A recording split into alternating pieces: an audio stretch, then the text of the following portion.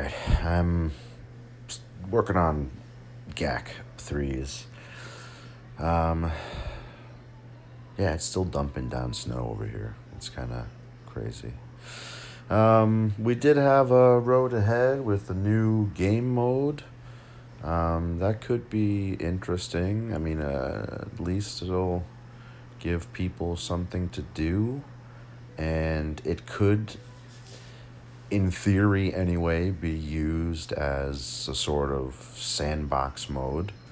Um, I guess, right? I mean, you can certainly try out lots of different comps and stuff like that, and so maybe it can be used as a sandbox mode. I mean, certainly, I would assume that the difficulty will be such that you could use it as a sort of sandbox.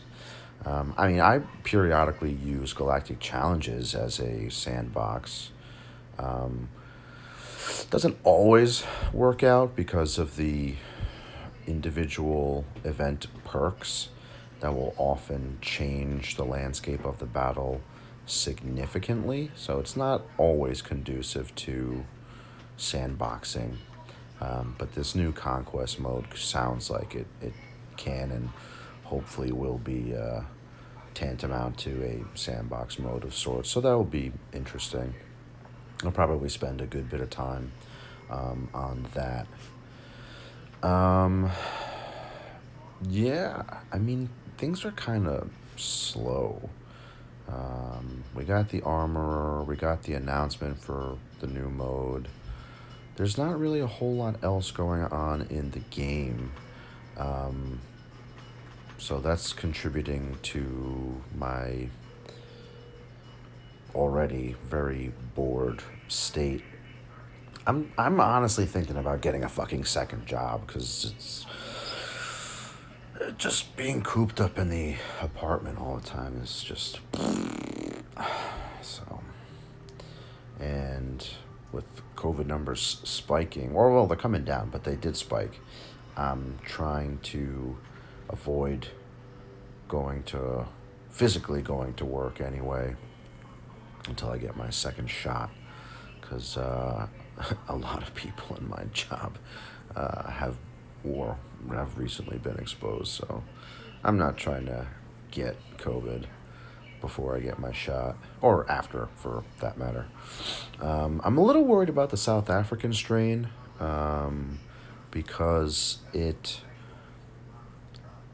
South African strain apparently kind of just bypasses antibodies because the mutation in the South African strain is such that the antibodies, or the surface, so to speak, literally, the surface in which the antibodies generally will latch onto the virus and then kill it, the South African mutation basically smooths out that surface area such that the antibodies cannot attach themselves to and kill the virus.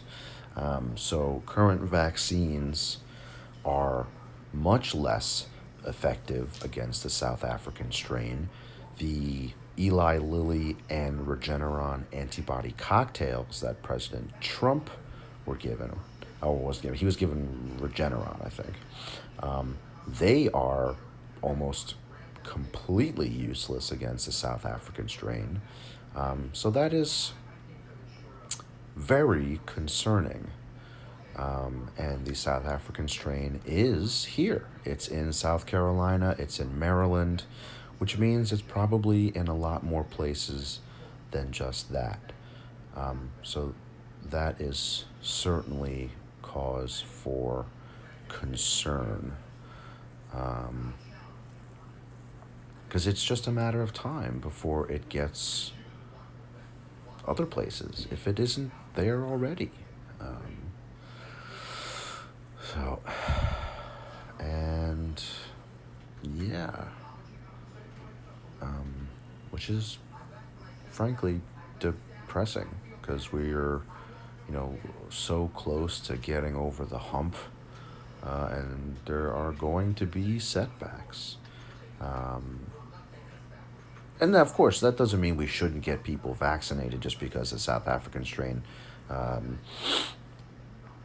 isn't as affected by the vaccines, the current vaccines. A bunch of companies are already working on boosters specifically to combat the South African strain, and so those will hopefully be out sooner rather than later. Um, I, Vaccinations are still of paramount importance.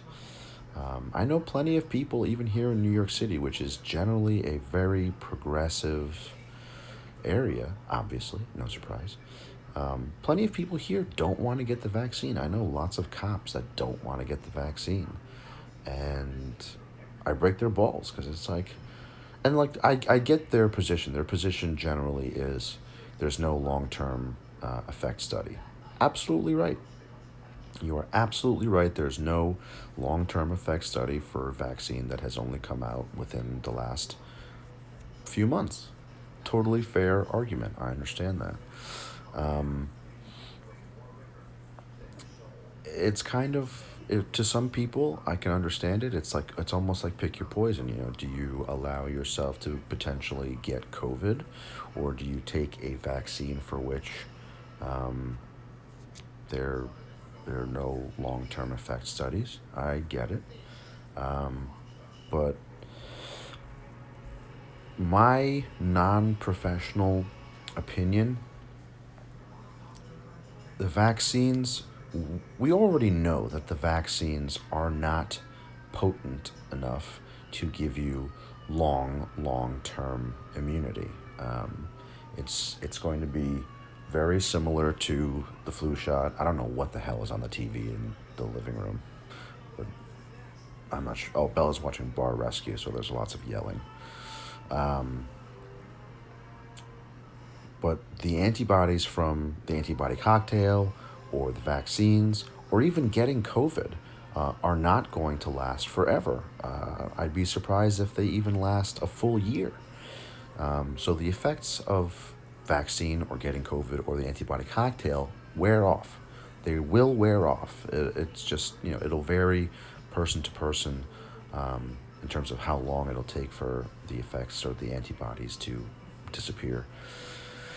So that, to me, um, look, there's no science behind what I'm saying right now, right? It's pure conjecture on my part. I don't necessarily think that there are going to be crazy, crazy long-term effects um, to the vaccine because we're going to have to get it every year, maybe even twice a year. I just don't. And look, it could be complete falsehood.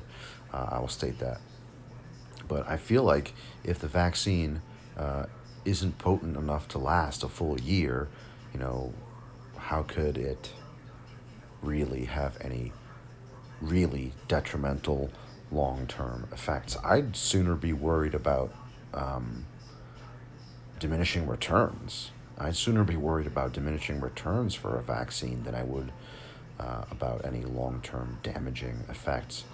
And even if it does come out that there are potentially some long term damaging effects, I look, you have to you have to make it to tomorrow to worry about tomorrow. You have to worry about today, and you worry about tomorrow, which is not great in terms of options. But look, I don't necessarily think that I would die if I got COVID, but that doesn't mean that somebody else might not die. I don't want to be the reason why someone gets sick. I don't want to give someone COVID because they might die, even if, I don't.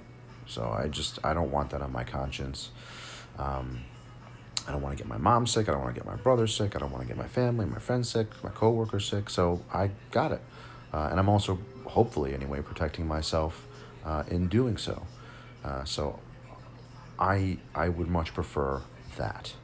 Um, if it turns out there are long term adverse effects, then so be it. Because I'd prefer that than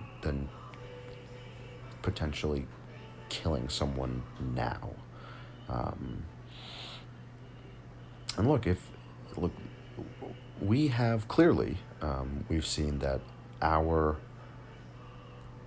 biopharma, our industry, are very capable. So if there is some sort of long-term effect, unless it's cancer, then we'll address it.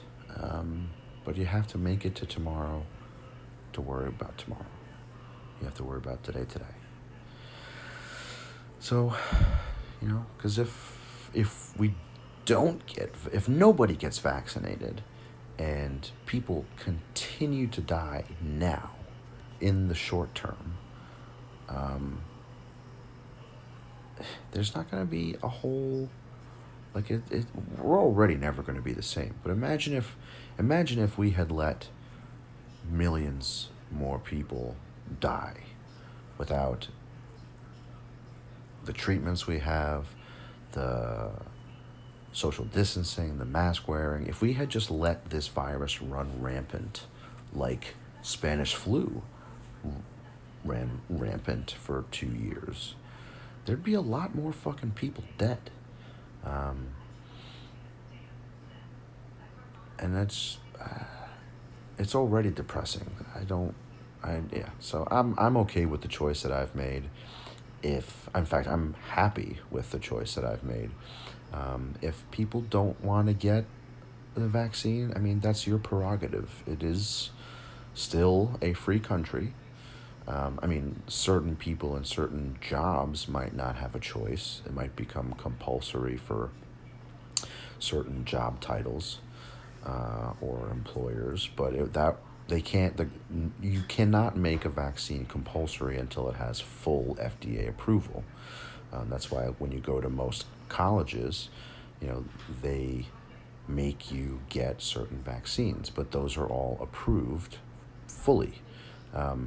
You cannot make a vaccine compulsory, mandatory, if it only has emergency use authorization.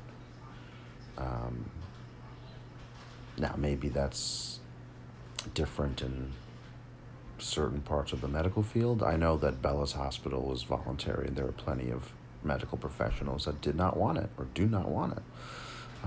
So I wouldn't worry about any vaccines being compulsory for any jobs until and unless the vaccine is approved fully by the FDA, which they will not do for quite some time because they need those long-term effect studies. So I don't fault people for not wanting to get it right now. That's fine. It's not like it's totally irrational. There is a good bit of rationale behind not wanting to get it now until and unless there are more long-term effect studies. That's totally fine. That is your prerogative. It is your body. You should have the choice about what to do with your body. Interesting how that echoes into a number of other things. It's really ironic that a lot of conservatives don't want to get the vaccine because it's their body and they don't trust it or whatever. They want to be in control of their body. 100%, totally agree. But then certain people can't have control over their body, specifically with shmushmorshmans. That's interesting. That sounds mildly hypocritical. Yeah. And I get it. A lot of people don't like abortion. Abortion isn't meant to be something that we like. Abortion is very sad, but unfortunately, it is sometimes necessary. Sometimes it's even life-saving. Anyway, I don't mean to get into a pro-choice diatribe or anything, but it's kind of ironic that similar arguments are being used for complete opposite sides of the spectrum. Anyway, enough of that. Alright, so first GAC 3 down. I'll try and be better about it, but we'll see. Alright, it's a pretty good score.